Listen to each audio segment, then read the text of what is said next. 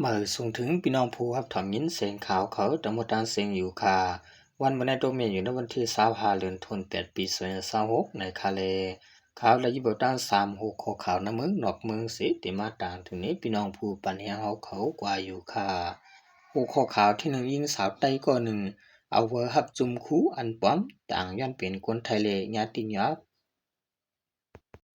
ข้อข่าวที่2มินออนไลน์ตึกส่วนหาหงจากหงจึนบางเปียกปั่นการขึ้นไว้ข้อข่าวที่3ราชาตกซุมกวนปางตึกเสียนไปยกโกติเก็บซึกหมายแทง3แสนในข่าววันดังสุดในเฮาข่าวกันกว่าฮับถามินด้วยข้อข่าวที่1เตรียมต่างไว้ว่ายิงสาวใต้ก่อน1เอาว่าฮับจุมคู่อันปลอมต่างย้อนเป็นคนไทยญาติงับในซ้ำกันค่ะดิจิเวียงเก่งลาวจะนอนเก่งใหม่เมืองไทยนั้นมีนายยิงสาวใต้ก่อน1เอาว่าฮับจุมคู่ดิจันจอมันปลอมเสียกว่าต่างย้อนอะไรว่ากับตัวไม้ผางคนไทยเลยญาจนาตีเขาติยับเสือวงปริหารในเอาข่าวไทยล้านหน้าเตรียมบอกว่าเมื่อวันที่24เดือน26มื้อวานใน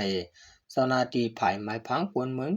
แกมผู้กวนจะเวียงเกียงหลังอ่านเอานางหยานูอำเจอสุตินังเก่าเป็นนางยิงไต้เป็นคนเมืองมานมาแจ้งความที่วงบริหารจะเวียงเกียงหลาวหาเอาตั้งพิษจำหนังไม้มี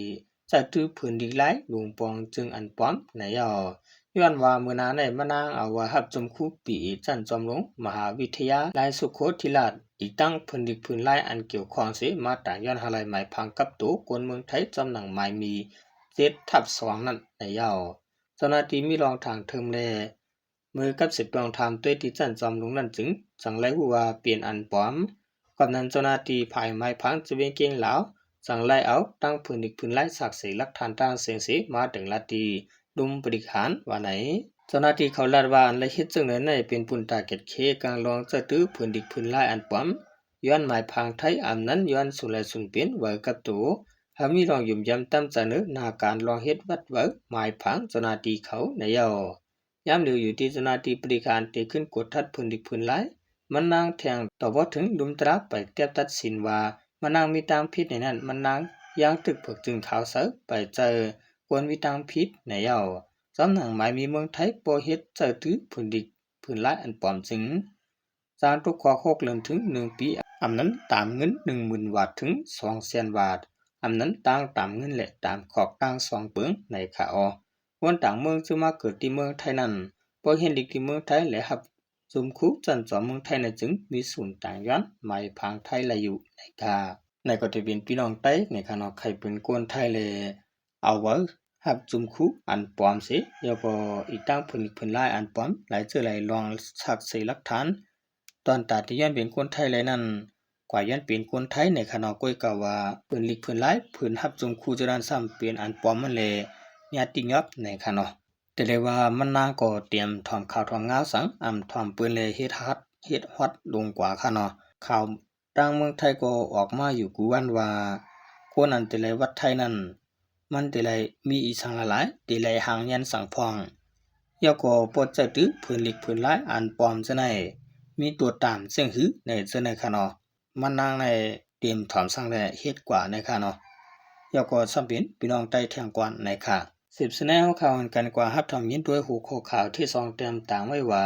มินออนไลน์ตึกส่วนหงจากหงจื้นบางเปียกปันการขึ้นไว้ในจอมกันค่ะไว้หลังจำซึกมันมินออนไลน์กว่าเมืองราชาเสปอกมาขึ้นในอยู่ที่เนปิโตอุบกันลองตัดที่เนี่ยเฮ็ดให้หงจากหงจื้นบางเปียกขึ้นปันการมาไหลขึ้นไว้ว่าไหนเมื่อวันที่22เป็นเดือน26นั้นอุตุนอ่อนเกียมพ่องลงหาการภายหงจากตะลงปองจึงซึกมันอุมินออนไลน์พอถึงที่ห้องจากบางเปียกน่ะเสียลัดว่าข้าเฮาอันกันเสือเฮียงเฮาห้องจากเจ้าปันการขึ้นไหลบางเปียกในเป็นรอยอันห่างไกลกันตั้งเวียงตัวที่หมอก10 ลักมีผายจานวันออกเวียงห้องจากบางเปียกอันซึกมันอ่อนปันการอยู่ในข่าวยามลือว่าเฮ็ดออกปะหมักมือจึงย้ำนิวเคลียร์เจอในภาราชากำจอยเครื่องเฮ็ดออกมันปอนดับเงินจึงอ่ำย้ำ10 ล้านยูโรว่าไหนน้ำบวยห่างอันออกมาตีห้องจากบางเปียกนั้นและทุกน้ำตำผักปอจานทุ่งโป่งในอันปึงน้ำตำผักมีวานปากวานปลายน้ำตำผักในไหลถึงเมืองยางแหลงจุถึงน้ำโครงการห้องจากบางเปียกในมีจากห่องตื้น22อันจากเฮ็ดฐานหินเสปันการเลคนเมืองปืนติโกกำแถมย้อนว่าตุ้มเตอปายุลีตัวสัตว์ตัดเมียง ตุ้มเตอสิ่งแวดล้อมกอบในกวนเมืองสารคัดมาตราสีกุ้ยกาลงปองจึงเมืองปานสิปานอ่ำต้อนสะเสะสีปอกในคาพ้องปานลงปองจึงแอนเอลตีกวนเมืองเลือกตั้งขึ้นมานั้นยันปูว่าซุ่มตินล้างนับหัวหมื่นล้านในสิวงจากในเลยกึดกว่าแปดเมื่อปี2021นั้นซึกมันยึดอาณาจึงเมืองเยาซึกมันอันอีวงจากในเลยปั่นการขึ้นเพื่อมีออนไลน์กว่าเมืองรัสเซียกำในมันจะเลยอุปกันตั้งจอมพองหลงเมืองรัสเซียตาหัวมือกันปั่นการวงจากในขึ้นในข่าวจึงเมืองแต่ออกไว้หนังไหนดูจำซิกซึกมันมีออนไลน์ก็กว่าจึงปีกายปีวันใกล้ขึ้นมาเมืองใต้เสียกว่าถึงที่วงจากที่ปางเปียกปุ่นพ้องปี2023นั้นมันมาขวักมาขึงมาเฮ็ดเส้นทางรถไฟเอาเรียนตวนที่ปางเปียกเพื่อปี2025มามีออนไลน์ห้องเอาผู้ลงเรียนภายโลกลายปลายสร้างลงลายมือเฮ็ดสร้างโครงการปรุงจืนได้ขึ้นก็ปูริชินไปมักมีเมืองมันใต้ตับซึกมันกุมกำ MEC Company TPE หรือเมืองรัสเซียในตกลงเลยเจอกันตาลงลายมือโฮมกันตามเหตุการณ์โครงการในจมือปี2024ถึงปี2012ยาวจะเอาโครงการปางเปียกในยืนถึงในห้องการลงภายไปจากไว้ข่าว BBC ม่านออกไว้ว่าตอนดาโครงการอันในเสร็จเจ้าไปสร้างเจอหู้จอมหลองในลาดว่ารัสเซียกำใจเงินไว้ตาโครงการอันในเงินยูโร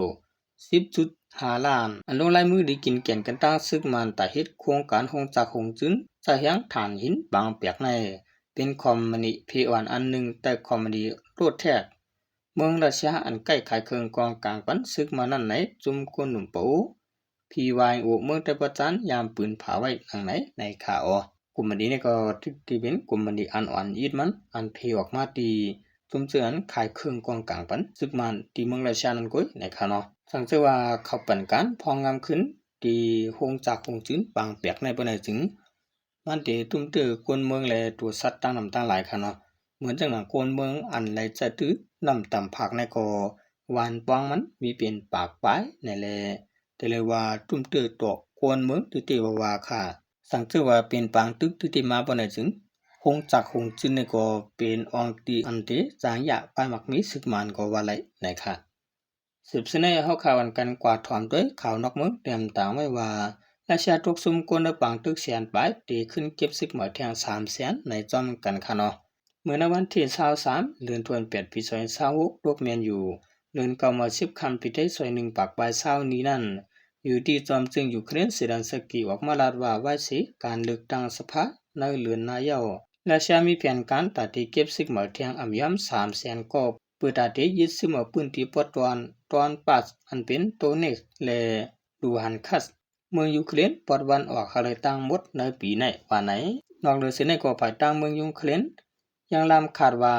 เตียวมือหูปี2026ในกวนศึกรัสเซียลูไตมาเจ็บกว่าย่ำ260,000เฮงโกแลในปีนี้เป็นกวนลูไตกว่าหมอก150,000เฮงโกว่าไหน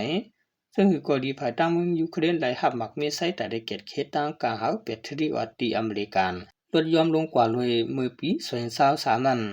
และหับ6ปากไว้75ลูกไว้ในปีนี้ล่ำขาดแต่และหับ2ปาก64ลูกแล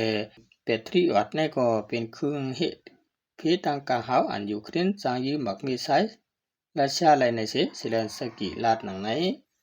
จำจึงยูเครนยังละเทียงว่าสังเกตอเมริกันย่อมปันมักมีไซแบตเตอรี่วัดอันมีในกุดวงโอปัก10ในจึงภายตั้งยูเครนยอมซื้อเอาย้อนมันตีจางจอยสายใจกวนเมืองเลยเรียกลายเงาลายปางตึกลายตั้งน้ำในข่าวมักมีไซในก็ยูเครนใครติว่าขณะย้อนบัวมักมีไซในมันเป็นเครื่องให้กลางตั้งกลางหาวเลยมันตีจอยสายใจกวนซึ่งแหละกวนเมืองมันเลยนำติค่ะเนาะย้อนบัวภายดังรัสเซียเขาในเขาได้มีมือนังหมากนูไฟยาวก็เครื่องตรวนจึงในตั้งนำตั้งหลายเลยตาเดมาเก็ตเคกังเมืองยูเครนนั้นก็การจัดถือหมากนูไฟแบตเตอรี่วัดในก็เป็นอันลำลองติในค่ะเนาะกุยกว่ามือป่วนมาในก็มีข่าวว่ายูเครนเลยขว้างเฮ็ดออกหมากนูไฟในเลยยูเครนก็เรียกติโฮมมือกันตั้งเหมือนจังหนังเมืองญี่ปุ่นและเมืองโอลีมันจะในเฮ็ดออก